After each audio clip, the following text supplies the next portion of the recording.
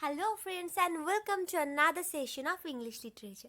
So friends, as you can see in the screen that today's topic of discussion is Mrs. Dalloway by Virginia Woolf. So in this session, I am going to discuss the answer of the question which is discuss Mrs. Dalloway by Virginia Woolf as a lyrical novel. So you all know that this question is quite important. So in this video, you will get the full note of Mrs. Dalloway as a lyrical novel. So this is quite helpful. So watch the video till the end. Here we go. So the novel Mrs. Dalloway marks the maturity of Mrs. Virginia Woolf's fictional artistry after her earlier and more or less conventional works.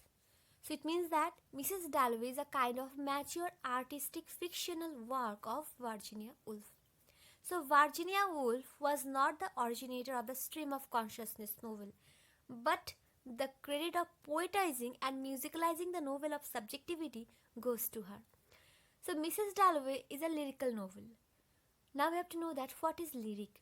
A lyric is the expression of personal emotion. It is subjective, it has emotional intensity. It is musical and is built around a single mood, which is emotion or impression.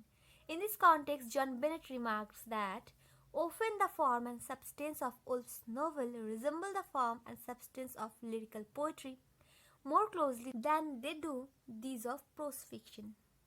So it means that John Bennett also agreed that in Mrs. Dalloway, the form and substance resemble to the form and substance of lyric poetry or lyrical poetry. Okay. So now let us analyze that how far the above mentioned characteristics are found in Mrs. Dalloway. So the theme of Mrs. Dalloway is the search for a pattern of meaning in the flux of time. It is not concerned with external action but with the moods and emotions of its protagonists. So as Mrs. Dalloway mentioned, the stream of consciousness technique. That's why in this novel, Mrs. Virginia Woolf shows the inner moods or the inner emotions of the protagonist. There is lack of external action, but we'll find the inner actions or the inner dilemmas of the protagonists. So here in this novel, the action is entirely internal. The chief characters are shown at the certain crucial moments in their lives, and their emotional responses are clearly brought out. Many of Virginia Woolf's women are the projections of Woolf's inner self, as they were imagined inside the skin of the creator. It means that Virginia Woolf's heroines resemble to Woolf's inner self. So in this context, Leon Edel remarked that the whole of the novel conveys poignantly Virginia Woolf's responses in reflecting how, in a big city, each drama is isolated and each individual remains locked within the walls of private experience. This complex material could be rendered only by the use of brilliant evocative prose poetry. So here prose poetry means that Mrs. Dalloway is a novel, that's why it is prosaic, and it has also lyrical elements. That's why it is called as prose poetry.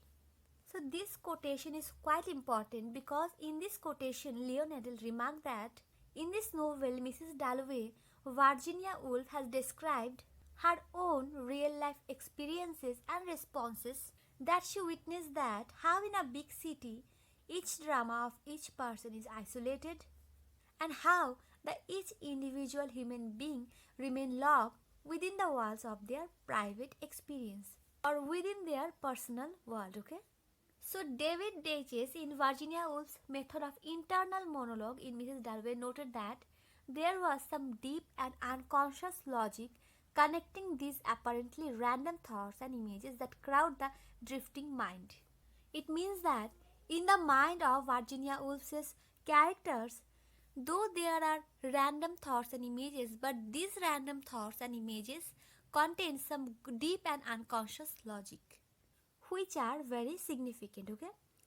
So thus, as it can be said that Mrs. Dalloway is expression of moods and emotion, and it also have the subjectivity proper to a lyric. In this context, John Bennett writes that by diverse means a group of characters are assembled in the foreground within a narrow framework of time and place, and the reader is conscious of wider horizons in the background. In this novel, the rhythmic ebb and flow of the emotion gains in intensity like the lyrical poem. So in Mrs. Dalloway by Virginia Woolf, there is a series of poetic scenes. For example, the scenes between Kilman and Clarissa Dalloway at the top of the stairs, the scene between Elizabeth and Doris Kilman, the moment of poetic happiness for Reggie and Septimus, all these scenes are relevant because they build up step by step the personality of her heroine. Her heroine means Virginia Woolf's heroine, who was Clarissa Dalloway, till she emerges as a fully rounded figure. So at first, Mrs. Clarissa Dalloway was a kind of flat figure, but at last she emerges as a fully rounded figure. So these scenes in the novel are connected emotionally rather than logically. So like a poetic play, Virginia Woolf's Mrs. Dalloway has a double pattern, a prose pattern and a more subtle poetic under pattern. The prose pattern consists of the life stories of Mrs. Dalloway and Septimus, while the poetic under pattern is formed by the universal love-hate, happiness-misery, life-death antithesis. In this context, John Bennett points out that the experiences of death and love, which so often provide the climax of a great story, are in her books woven with the texture of human life and so placed that suffering or joy, beauty or ugliness, perplex, quicken the mind, and tease us out of thought as doth eternity. So I know that this quotation is quite tough, but it is also quite important. So friends, that's it. Thank you so very much for watching.